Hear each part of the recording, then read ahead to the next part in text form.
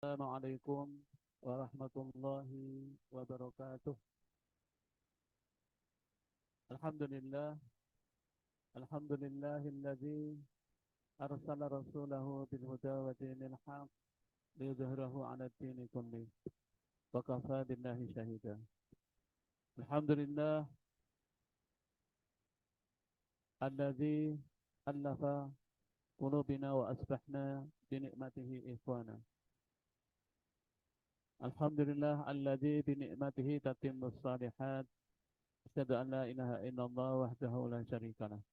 وأشهد أن محمدا عبده ورسوله لا نبي بعده. اللهم صل وسلم على سيدنا محمد وعلى آله وصحبه أجمعين. أما بعد.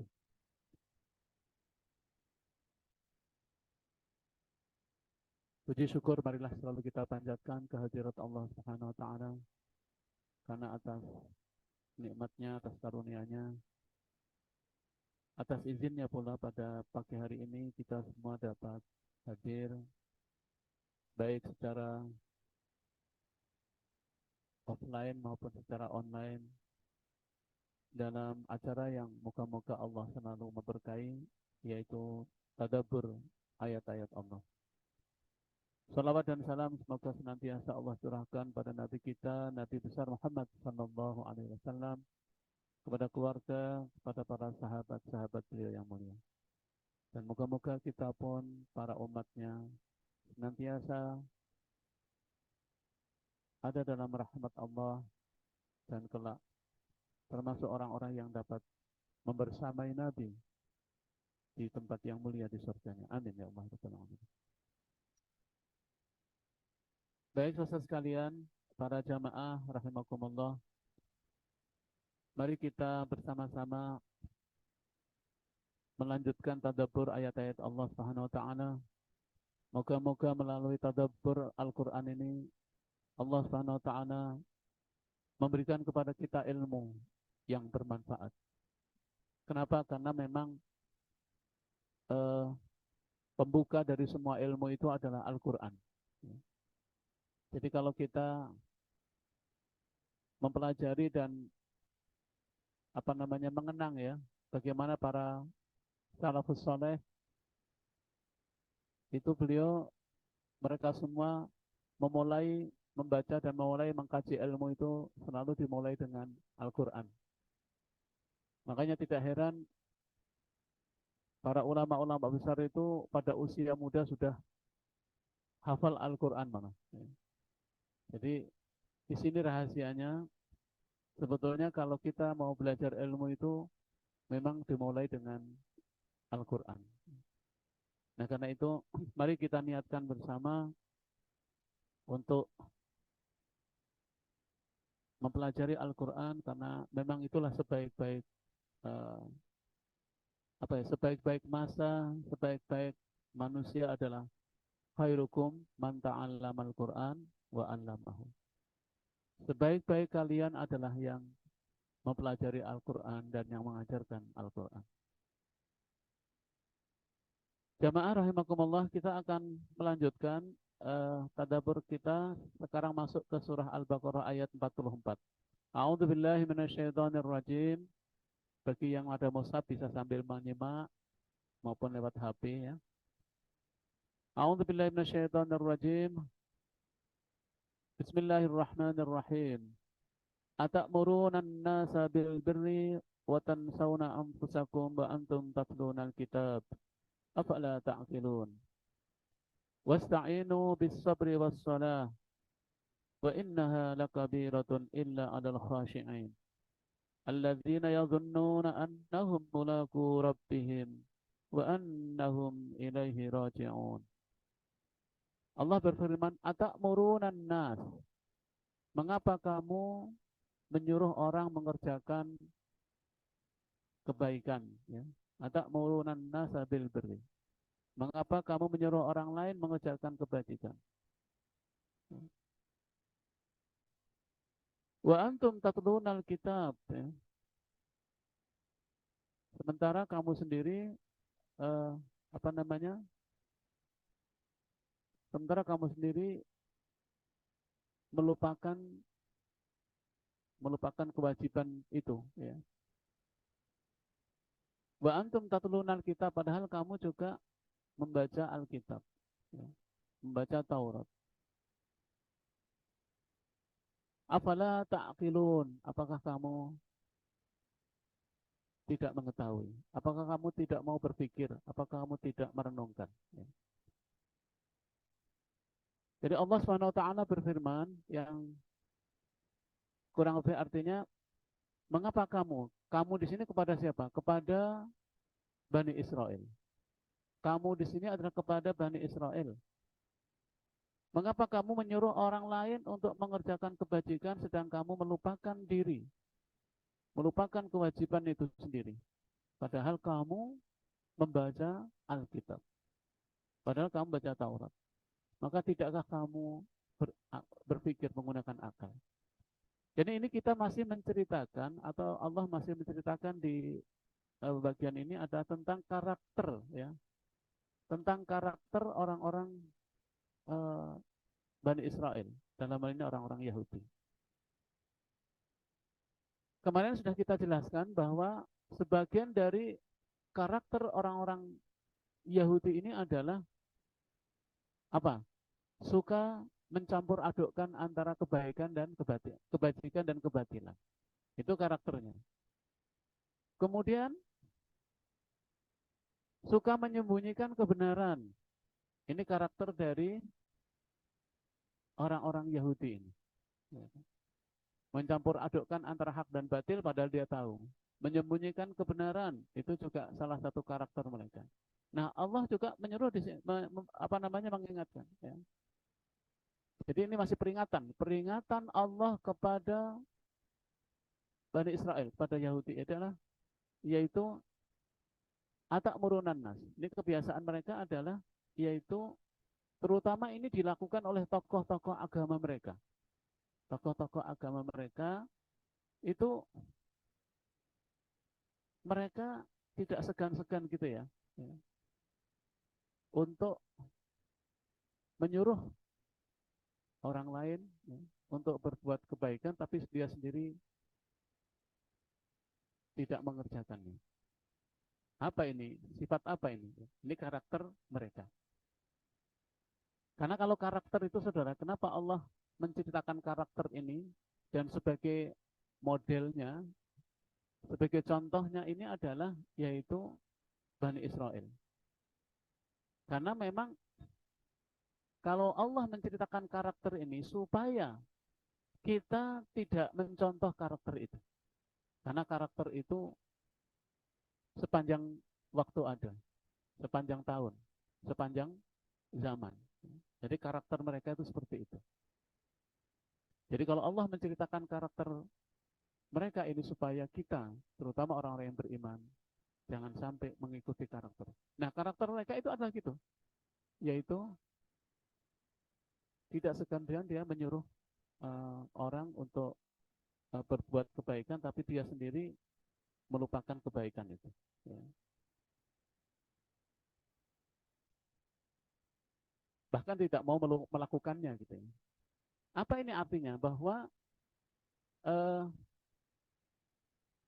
para mufasir mengatakan bahwa agama, ya, bagi mereka, bagi orang-orang Yahudi itu sudah mirip seperti apa ya? Seperti perdagangan saja, seperti transaksi materi. Jadi agama itu tidak sampai ke hati. Sehingga sering apa yang diucapkan melalui mulutnya itu tidak sesuai dengan yang ada di dalam hatinya. Ini peringatan keras, ya, agar mereka tidak melakukan seperti itu. Jadi mereka tidak segan-segan. Ayat ini juga diartikan bahwa sebagian besar dari mereka, terutama para pemuka agama mereka, itu sering mentakwilkan. Ya. Mentakwilkan itu artinya menyampaikan isi firman Allah itu sesuai dengan kemauan mereka, bahkan sesuai dengan hawa nafsu mereka. Nah, ini juga diperingatkan, mengapa kamu mengatakan sesuatu, ya, mengajak orang untuk melakukan kebaikan, tapi kamu sendiri justru meninggalkannya. Ini karena memang agama itu, saudara, bagi sebagian orang terutama mereka, itu sampai di hati.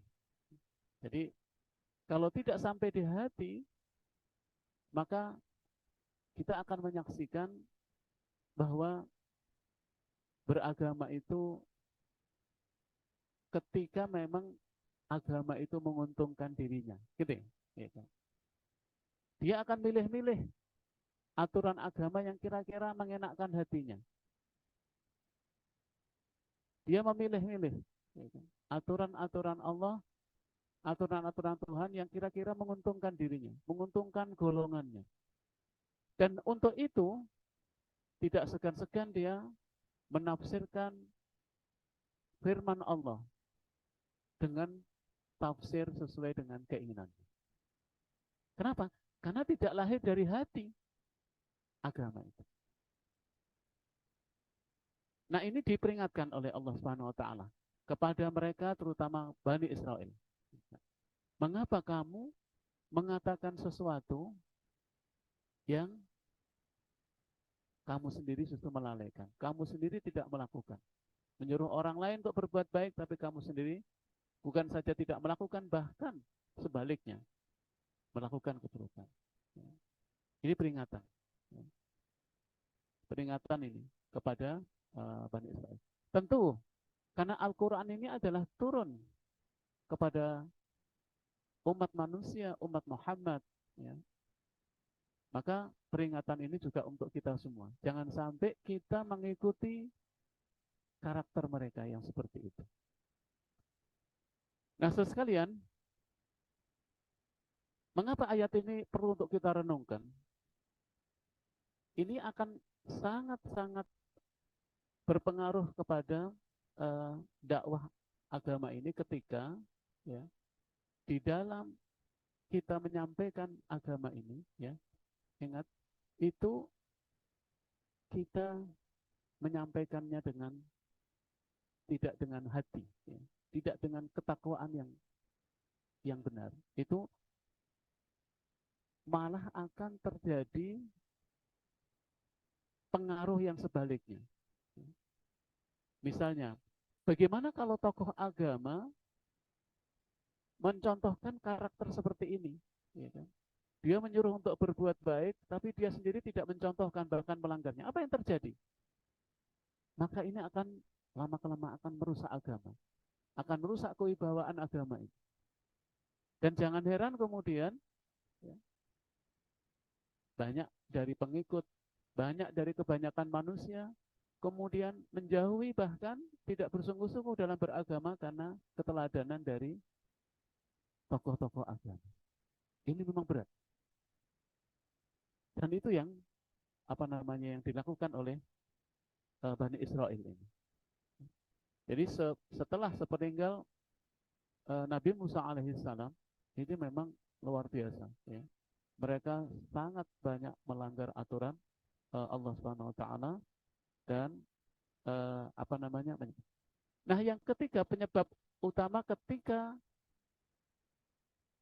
pimpinan atau tokoh agama ini menyampaikan sesuatu yang baik kemudian dia tidak melakukannya, ini akan menjadi perkataan ahli agama itu menjadi mati, ya, tidak berwibawa. Dan ini yang kita khawatirkan, ya. Jadi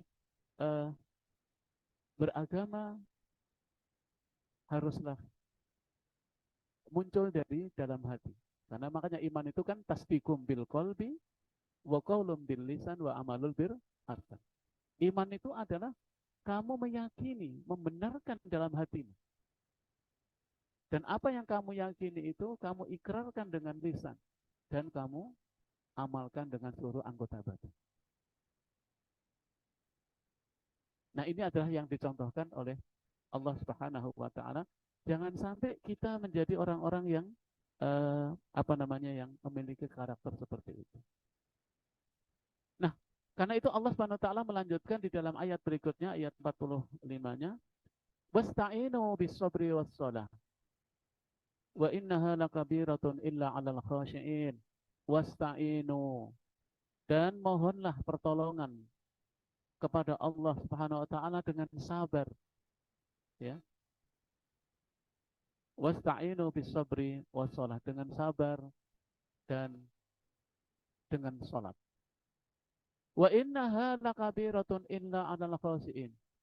Tapi sesungguhnya yang demikian itu artinya salat dan sabar itu berat kecuali bagi orang-orang yang khusyuk. Nah, saudara sekalian, ayat ini menandaskan bahwa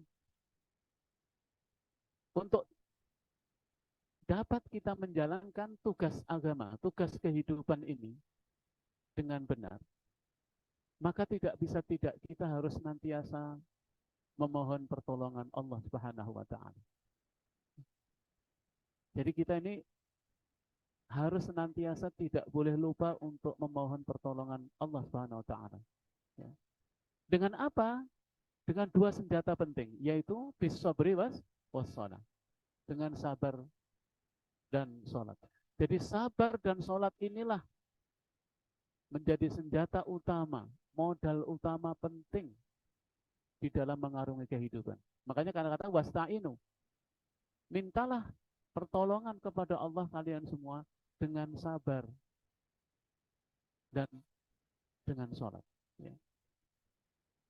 Nah, tadi kan kembali ya kepada karakter Bani Israel itu adalah mereka tadi suka menyembunyikan kebenaran, lalu mencampur adukkan antara hak dan batil. Nah, kemudian juga suka bersifat atau bersikap hipokrit gitu ya. Artinya dia menyuruh orang untuk berbuat baik, tapi dia sendiri meninggalkan. Dia sendiri tidak melakukannya. Apa yang diucapkan dari mulutnya tidak sesuai dengan yang ada di dalam hatinya. Nah, agar kita dapat menjalankan itu dengan baik, maka dibutuhkan kekuatan, dibutuhkan keberanian, dibutuhkan keuletan, dibutuhkan kesungguhan.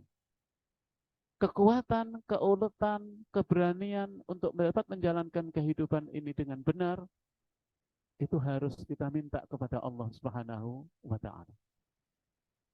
Jadi harus senantiasa selalu terhubung dengan Allah Subhanahu wa taala, yaitu dengan sabar. Dengan sabar dan dengan sholat ini. Jadi mereka kan dari awal sudah diminta wa aminu bima anzaltu musaddiqal lima ma'akum. Mereka orang-orang Yahudi itu sudah diseru, diperingatkan dan diarahkan. Jadi kan Allah itu begitu ya. Isi Al-Qur'an itu peringatan dan pengarahan. Allah memperingatkan ini kemudian diarahkan oleh Allah. Ini loh yang baik. Itu metode Al-Qur'an. Kalau kamu melanggar peringatan ini, maka kalau kamu menjalankan, maka ini. Jadi peringatan dan arahan itu selalu menjadi karakter dari Al-Quran. Tidak hanya kita beri peringatan, terus nggak ada arahannya. Terus harus kemana? Nah, Al-Quran itu metodenya begitu. Diperingatkan, terus diarahkan. Nih. Nah, Allah mengarahkan kepada mereka untuk beriman dan untuk menjalankan sholat. Dan satu lagi untuk bersabar. Tetapi Allah mengingatkan bahwa tidak mampu menjalankan sholat dan sabar ini dengan sungguh-sungguh kecuali bagi orang-orang yang khusyuk. Kecuali bagi orang-orang yang khusyuk. Ini luar biasa, ya. Allah Subhanahu wa taala senantiasa selalu membimbing hamba-hambanya. Bahkan Allah juga menunjukkan jalannya untuk dapat menjalankan kehidupan dengan benar itu. Dan diantaranya dengan sabar dan sholat. Kenapa sekalian? Karena sabar itu akan melahirkan kekuatan, akan melahirkan keuletan, akan melahirkan keberanian dalam diri seseorang. Juga akan melahirkan resiliensi, ketahanan diri, tidak mudah putus asa. Kemudian orang yang sabar, ciri-cirinya dia senantiasa bersemangat, tidak mudah menyerah, tidak mudah putus asa. Jadi kalau ditanya, apa sih, mengapa sabar itu bisa menjadi penolong dalam kehidupan dalam Al-Quran ini? Sabar dan sholat itu penolong hidup kita. Itu yang harus kita miliki. Tetapi ternyata untuk sabar itu tidak mudah. Ya. Karena sabar itu bermakna aktif ya, tidak pasif. Kan sering kita mengatakan sabar itu adalah menyerah gitu ya. Tidak, justru sabar itu mengandung unsur aktif. Nah, kalau Anda ingin tahu tentang sabar, itu Allah uraikan di dalam surat Ali Imran, ya. Ayatnya ayat 146. Wa ka'ayyim min nabiyyin qatala ma'ahu ribbiyuna katsir. Fama wahanu lima asabahum fi sabilillahi wa ma da'ufu wa mastakanu. Wallahu yuhibbus sabirin. Wa ka'ayyim min nabiyyin qatala ma'ahu ribbiyuna katsir. Betapa banyak dari nabi dan juga pengikut-pengikut nabi. Mereka mendapatkan cobaan, mereka mendapatkan musibah. Tapi apa yang dia lakukan? Justru mereka itu tidak pernah lemah. Kemudian mereka tidak putus asa. Mereka tidak berhenti. Ya, wallahu yuhibbus sabir. Allah suka orang yang sabar. Jadi sabar itu adalah kalau bahasa gampangnya tahan banting, tidak mudah menyerah. Jadi kalau orang sudah memiliki sifat sabar, itu ciri-cirinya ada aktif di dalam dirinya itu.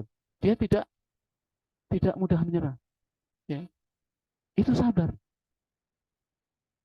Kemudian tidak mudah tergoda, tidak mudah terpengaruh. Itu orang yang sabar.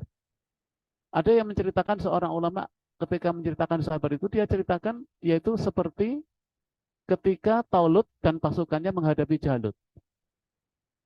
Jadi Taulut itu kan yang diutus dan diangkat oleh Nabi ketika Bani Israel itu sudah selesai dengan Nabi Musa, sudah meninggal. Maka mereka bingung siapa yang menjadi pemimpin. Allah nyuruh kepada nabinya setelah Nabi Musa itu, yaitu Allah mengangkat Talut menjadi pemimpin. Mereka protes, mengapa Talut menjadi pemimpin? Apa kelebihan Talut dari kami? Ya. Dia nggak punya harta, nggak punya ini. Allah mengatakan, nabinya mengatakan kepada mereka, Allah menghendaki dan mengangkat Talut karena Talut punya dua kelebihan. Apa itu kelebihannya? Yaitu kelebihannya adalah Talut itu memiliki kekuatan fisik dan kekuatan ilmu. Jadi syarat menjadi pemimpin itu dua ya. Kuat secara fisik dan kuat secara ilmu. Jadi jangan mengangkat pemimpin yang fisiknya lemah, apalagi ilmunya nggak ada. Nah, ketika Talut ini diangkat menjadi pemimpin dan membawa pasukan untuk menyerangi Jalut. Nah, salah satu yang menjadi yang pengikut Talut itu adalah waktu itu Nabi Daud. Waktu itu Nabi Daud masih kecil. Sampai Nabi Daud itu ketika mau ikut Talut itu tidak tidak diperbolehkan, dilarang. Tapi diperkuat bahwa Daud ini sudah biasa, sudah bisa mengembala.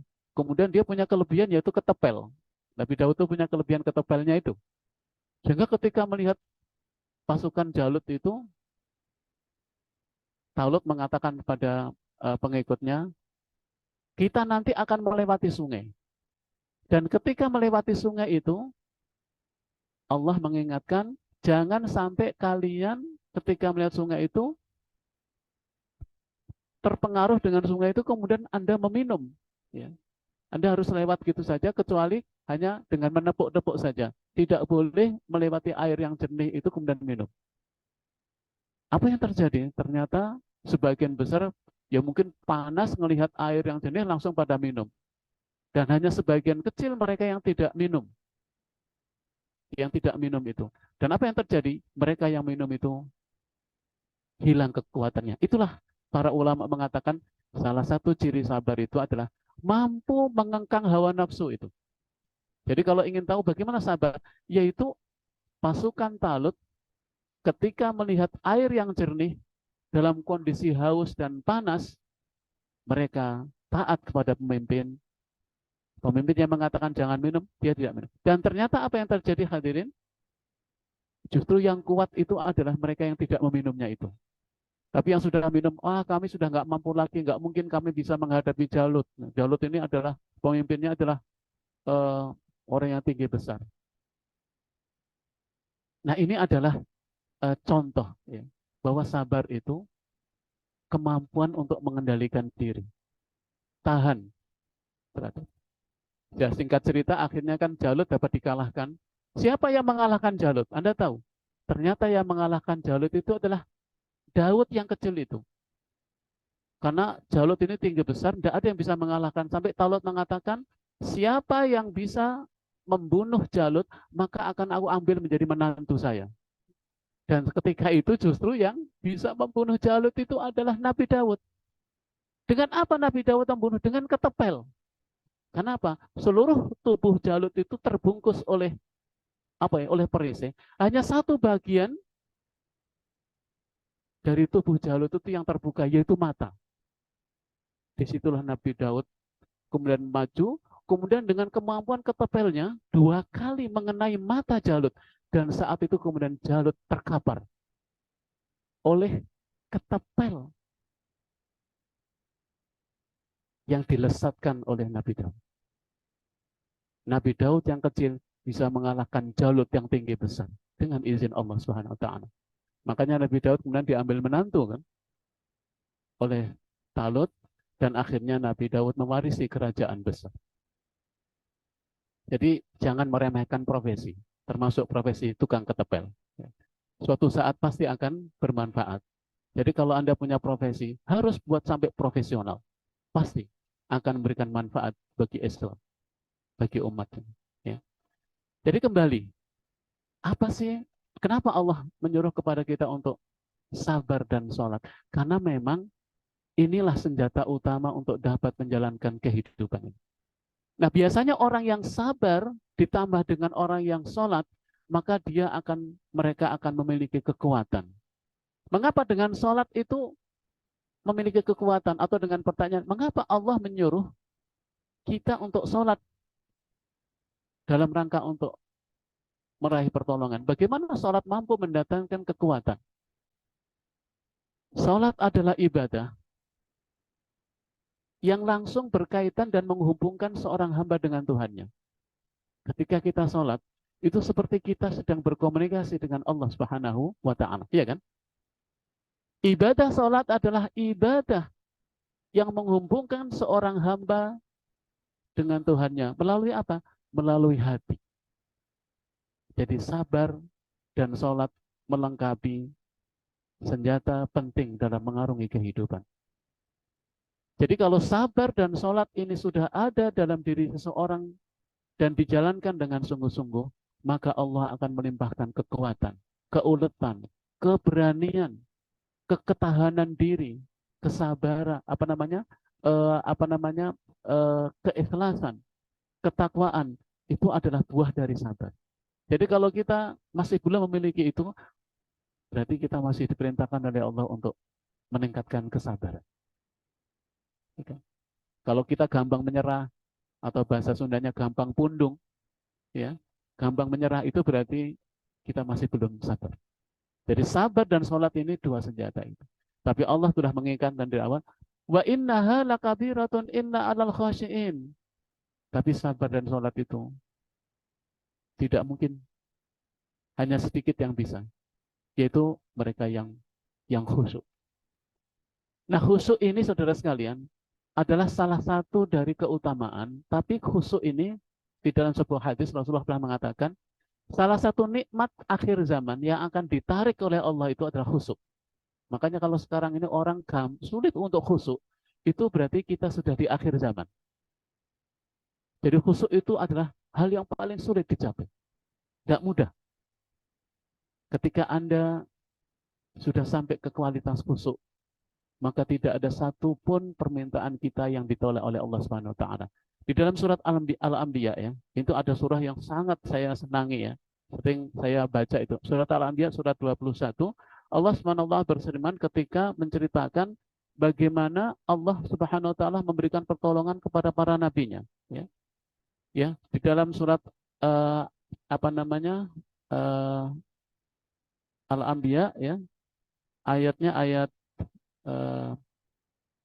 mulai dari ayat 83. Ketika Allah mengatakan wa ayyuba idnada rabbahu anni masanniyad-durra wa anta arhamur rahimin.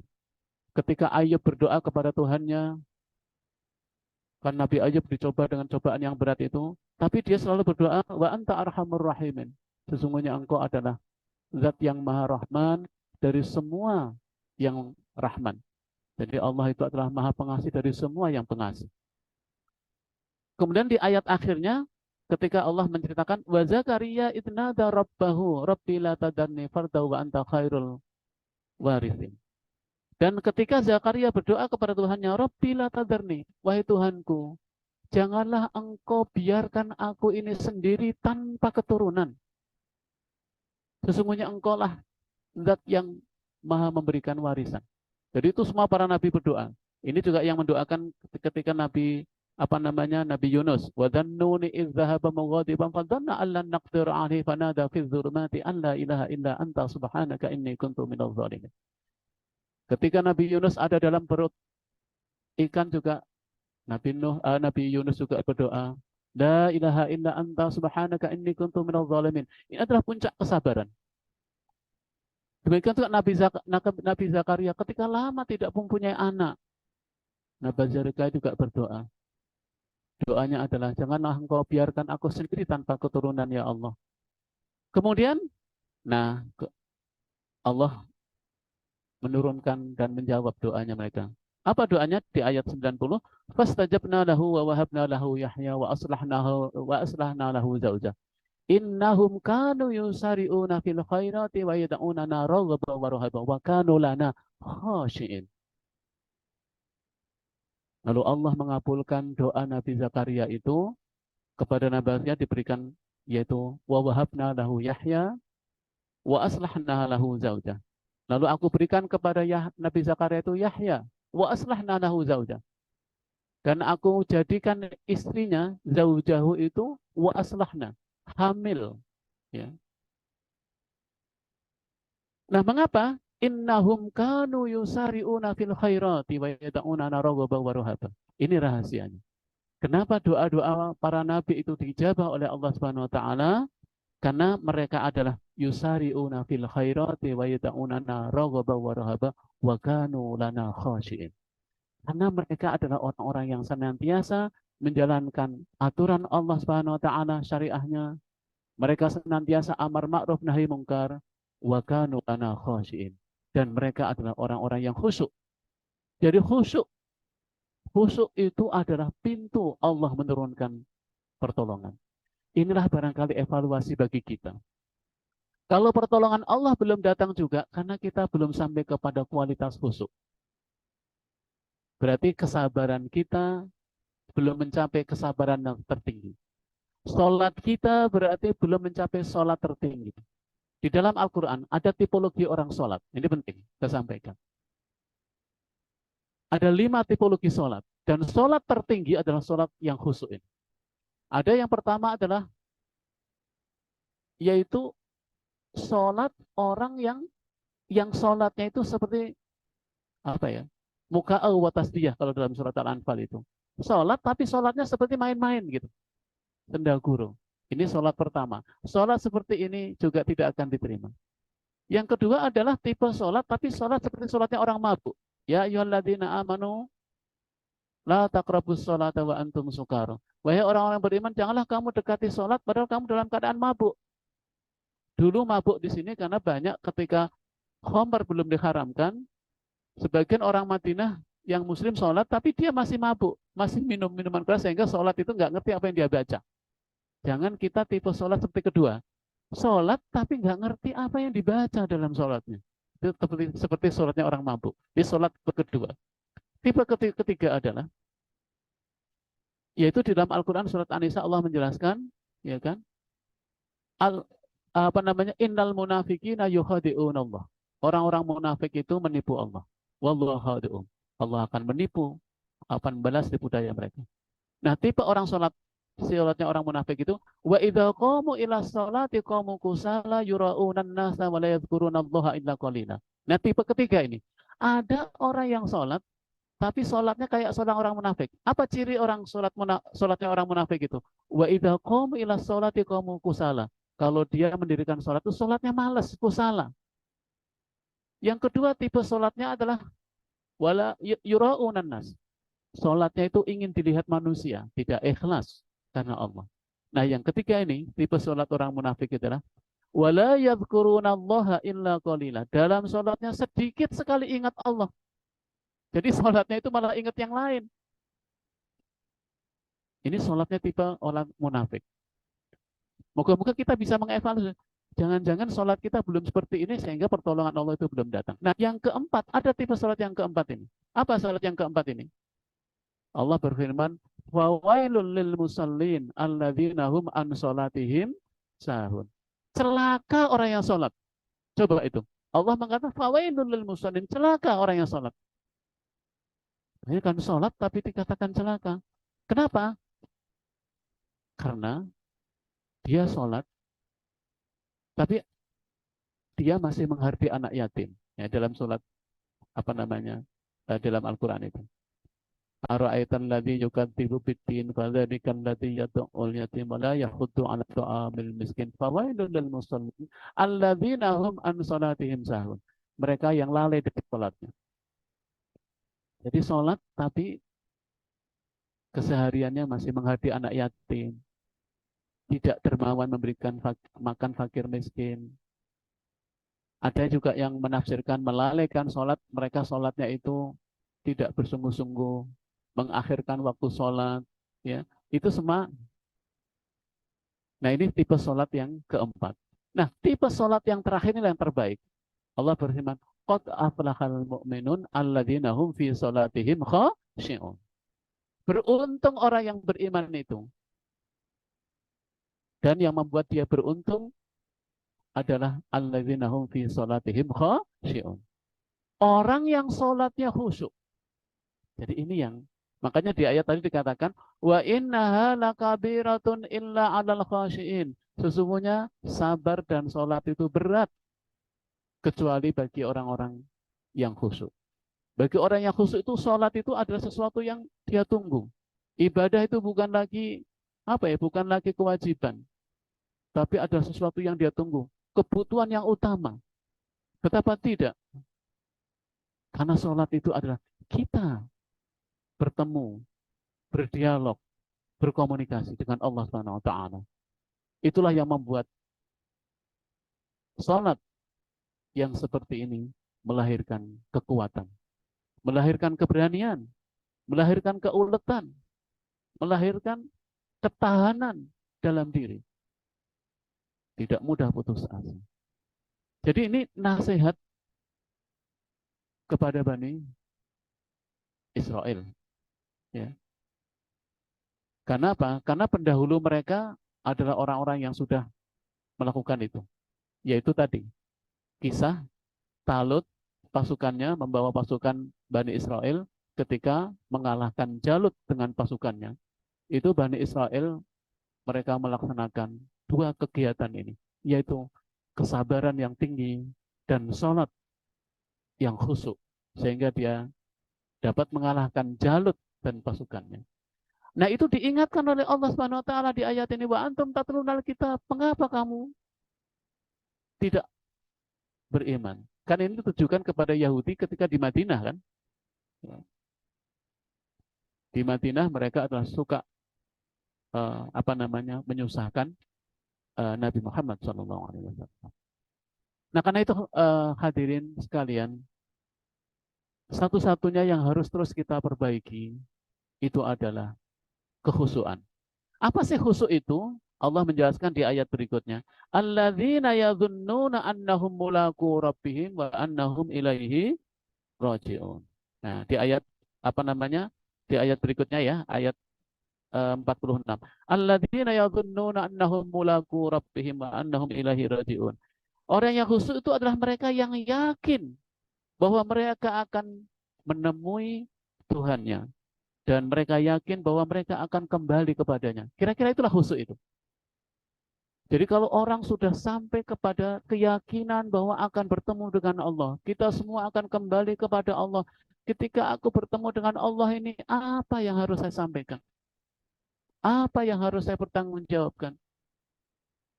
Ibadah yang seperti apa yang harus saya pertanggungjawabkan kepada Allah? Itu orang yang khusyuk, orang yang yakin pertemuannya dengan Allah. Orang yang yakin akan adanya kehidupan akhirat, orang yang yakin akan hari pertanggungjawaban itu. Itulah yang khusyuk. Makanya mudah memahami ketika kita belum sampai ke kualitas ini, berarti kekhusyukan kita yang harus kita tingkatkan. Sehingga benar kata Rasulullah, salah satu yang paling sulit di akhir zaman itu adalah khusyuk. Salat susah sekali khusyuk. Baca Al-Quran susah sekali khusyuk. Kenapa? Karena terlalu banyak kita mengikuti, kita menuruti hal-hal yang menjauhkan kita dari Allah. Karena kemang pada akhir zaman ini banyak manusia yang tidak mau mengikuti suara hatinya.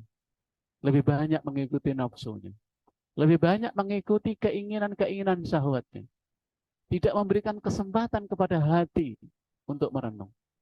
Padahal di situ inti dari kekhusyuan ketika hati ini hidup. Ketika hati ini selalu berkomunikasi dengan Allah. Salah satunya melalui sholat. Tadi sudah saya sampaikan tipologi sholat ini. Jadi, tapi sekalian, jangan pernah berputus asa. Ustadz, gimana ya kualitas sholat saya masih seperti yang tipe 2 atau tipe 3 ini? Sholat, tapi kadang-kadang di sholat itu ingat yang lain.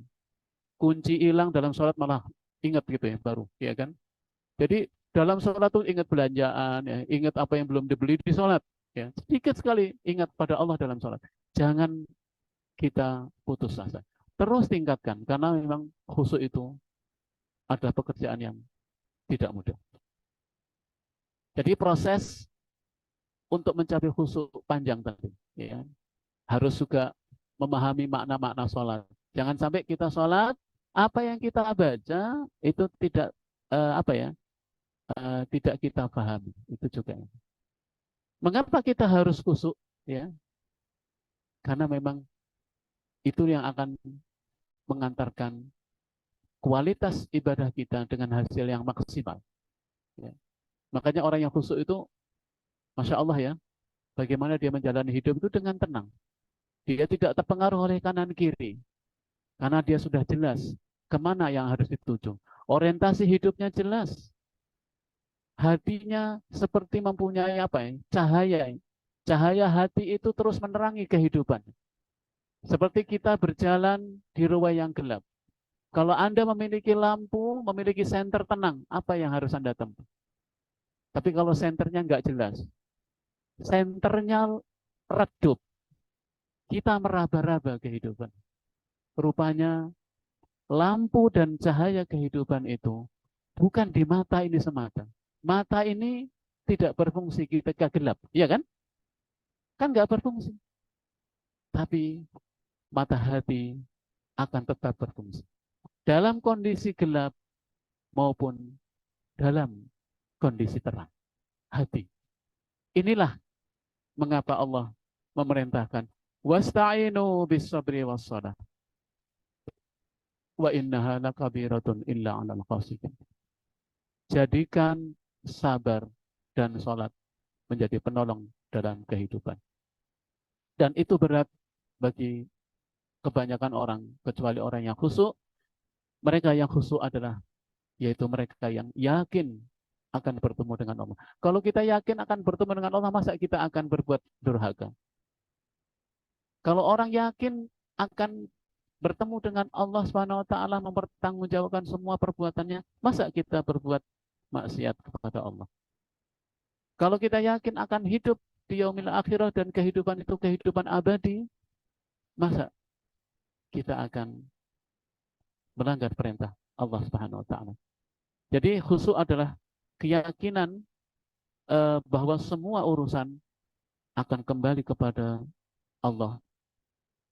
Artinya khusyuk ini akan menjadi penting karena disitulah tempat bergantungnya kesabaran, ketabahan, ketakwaan.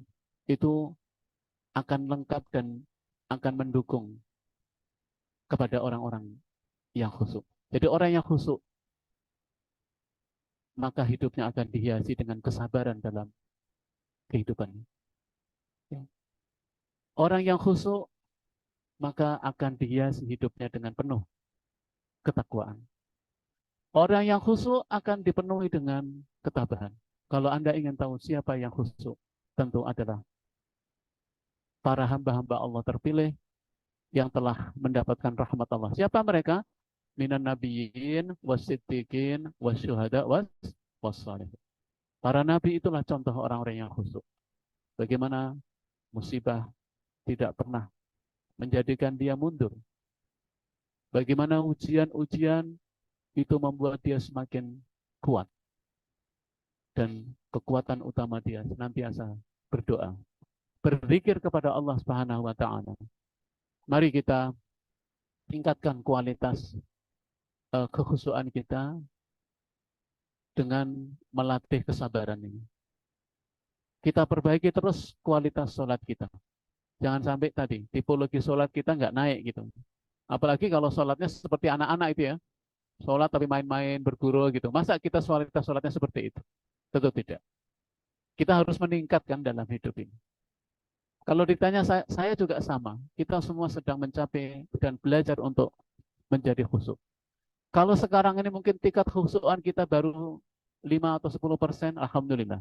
Moga-moga dengan berjalannya waktu, kekhusyukan kita meningkat menjadi 15%. Kan gitu. Atau menjadi sampai 20%. Jadi ibadah itu begitu saudara. Adalah improve, improve, and improve. Perbaiki, perbaiki terus, dan perbaiki terus. Ya. Kita tidak boleh menyerah untuk menjadi baik, ya, termasuk untuk menjadi khusyuk. Ya.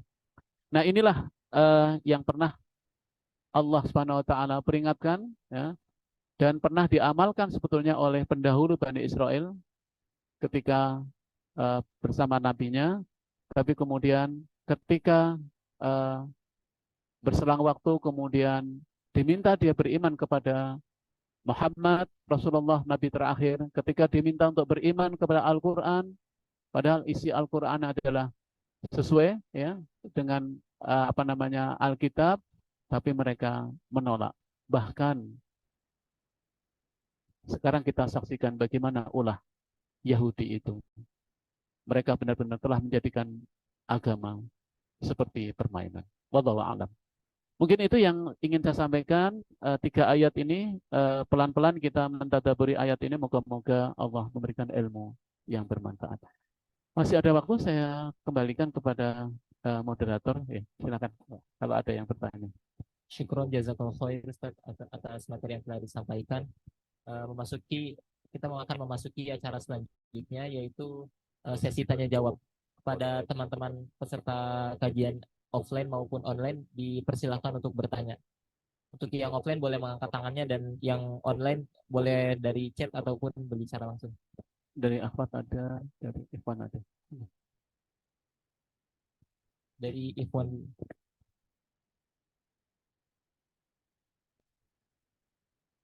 Maju aja. Tutup.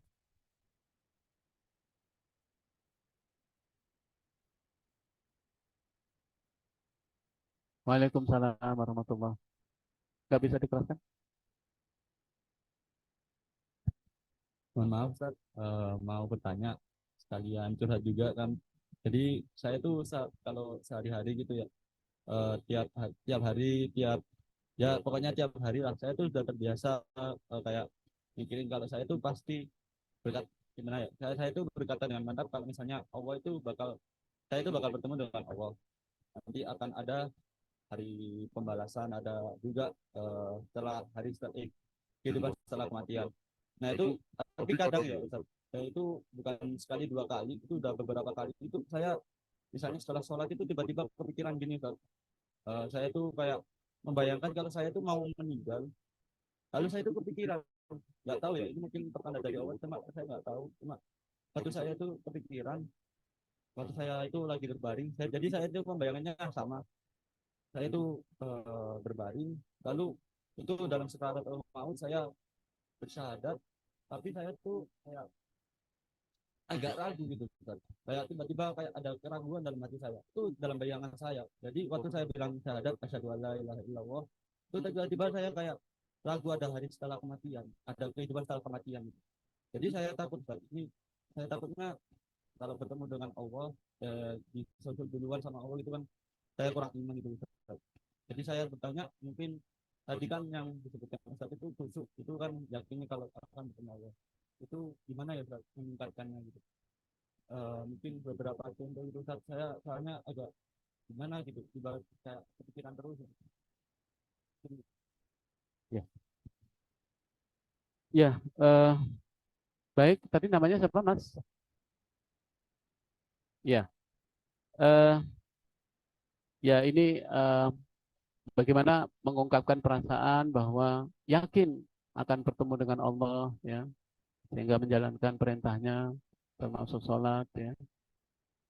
Yang bisa saya sampaikan adalah tentu bersyukurlah kepada Allah Subhanahu wa taala bahwa dalam diri, dalam hati ini kita masih diberikan bimbingan oleh Allah untuk dapat selalu ingat, ya, kepada Allah, dan terlebih lagi adalah selalu ingat bahwa kita akan kembali kepada Allah, kita akan bertemu dengan Allah. Karena mereka yang meyakini akan hari pertemuan dan yakin pertemuannya dengan Allah itu adalah termasuk orang yang ciri-ciri orang yang mendapatkan rahmat dan hidayah Allah.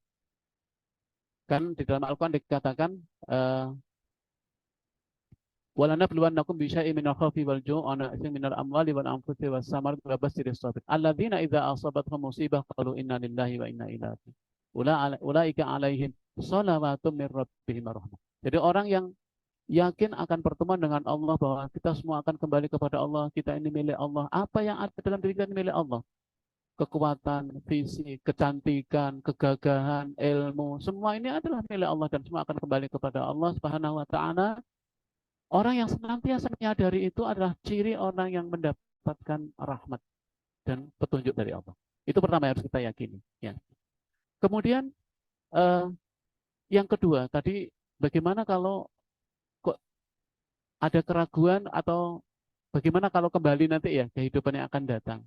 Gini saudara sekalian, ini penting untuk saya sampaikan kepada semuanya. Salah satu penyakit orang yang beriman itu adalah keraguan yang selalu dihiniup-niupkan oleh setan. Jadi penyakit terbesar orang beriman itu adalah keraguan. Dan keraguan ini akan selalu ada dalam setiap kehidupan kita. Jangan lupa itu. Biasanya bisa dihembuskan oleh setan.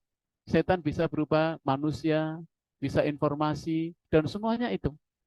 Nah, bagaimana untuk dapat menepis keraguan? Keraguan itu nggak akan bisa hilang, ya kan? Nah, satu-satunya adalah kita harus lebih dekat dengan kebenaran. Itu intinya. Lebih dekat dengan Al-Quran, banyak-banyaklah berinteraksi dengan Al-Quran. Kalau sudah datang keraguan seperti itu, pegang Al-Quran, ambil wudhu, kemudian baca Al-Quran sampai Anda lelah. Renungi maknanya. Baca dengan sebaik-baiknya. Insya Allah, keraguan itu pelan-pelan akan. Ya, karena keraguan itu sebetulnya muncul karena kondisi iman kita yang sedang lemah. Dan iman itu memang yazidu wa yanqus, kata Allah. Iman gitu kadang-kadang naik, kadang-kadang turun. Sudah biasa, ya. Jadi kenapa sih kok masih suka ragu? Ya iman itu memang begitu, yazidu wa yanqus. Naik, turun, naik, turun. Nggak ada iman itu yang begini terus, ya. Iman itu pasti gitu. Karena iman itu diuji oleh Allah. Nah, hanya jangan sampai naiknya sedikit, turunnya banyak. Naiknya susah lagi. Ya kan? Nggak ada yang terus-terusan ini. Para nabi imannya stabil karena memang sudah memiliki dua tadi, yaitu kekhusyuan, sabar dan sholat menjadi kekuatan utama. Ya, saya kira itu. Ya, tingkatkan terus interaksi dengan Allah, interaksi dengan Al-Quran, perbanyak zikir, kemudian bertemulah dengan orang-orang baik, ya, itu akan senantiasa menguatkan keyakinan kita dan untuk menepis keraguan. Apalagi anak-anak muda ini, ya, dengan era informasi seperti ini, sudah pasti akan selalu banyak kekuatan untuk membuat ragu. Saya masih ingat ketika anak saya, ya, yang sekarang juga di IPB Angkatan 57, itu pernah duduk bersama terus didekati oleh orang misionaris gitu, ya. Kemudian diajak berdebat. Untung, ya, alhamdulillah anak saya juga telah memiliki kebekalan, bahkan kaget itu yang mengajak itu. Banyak itu diajak berdebat, diajak ini, mereka tidak segan-segan mendakwai anak-anak muda. Sampai dia bilang begini, yang itu dia putus asa mengajak anak saya itu. Kenapa? Saya baru ketemu hari ini katanya, ketemu anak muda yang seperti Anda, memiliki keyakinan yang begitu kuat, bahkan menceramai saya. Biasanya yang lain itu ikut-ikut saja. Tuh, karena banyak anak muda yang lemah keyakinannya. Dan itu menjadi sasaran para misionaris. Jadi memang harus kita perkuat. Tadi yang awal saya katakan, awal kita belajar Al-Quran, ilmu itu harus diawali dengan interaksi dengan Al-Quran. Maka jangan heran, mengapa Imam Syafi'i, para imam itu, umur 9 tahun, 10 tahun sudah hafal Al-Quran. Karena memang ilmu itu dimulai dari Al-Quran. Itu yang akan membuat kuat. Saya kira itu ya jawaban saya. Tadi ada dari akhwat yang akan bertanya. Monggo. Ya.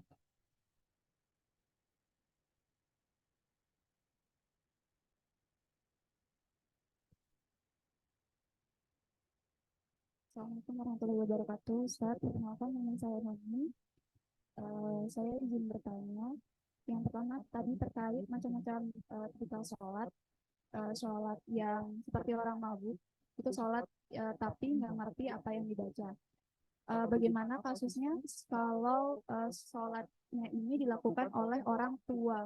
Karena kan orang tua itu mungkin dari dia kecil sampai sekarang tidak mendapatkan pendidikan, tapi hanya berdasarkan ikut-ikut kajian itu aja Ustaz. Dan mungkin untuk belajar memahami apa isi dari sholatnya itu mengalami keterbatasan.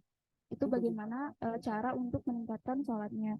Kemudian yang kedua, Ustadz, berkaitan tadi dengan keraguan di Al-Baqarah ayat 45, itu kita harus senantiasa memohon kepada Allah dengan sabar dan sholat.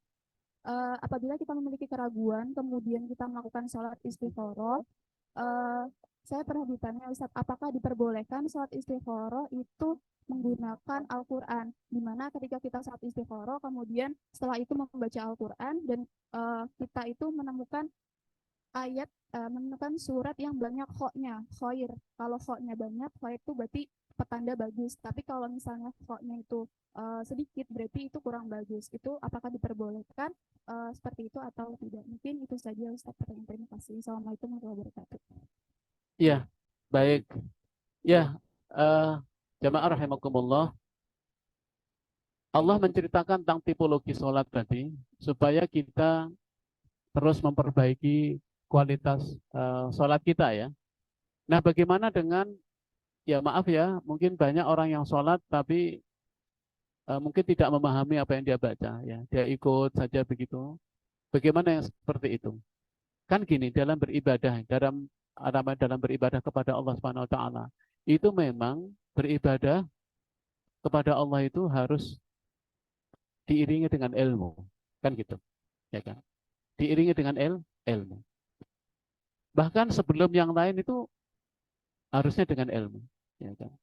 Makanya Allah mengatakan yarfa'illahu alladziina aamanu minkum walladziina utul ilma darajat. Allah akan meningkatkan derajat orang yang beriman dan berilmu. Ya, beriman dan berilmu. Karena apa? Karena ibadah, amal orang yang berilmu itu akan berbeda.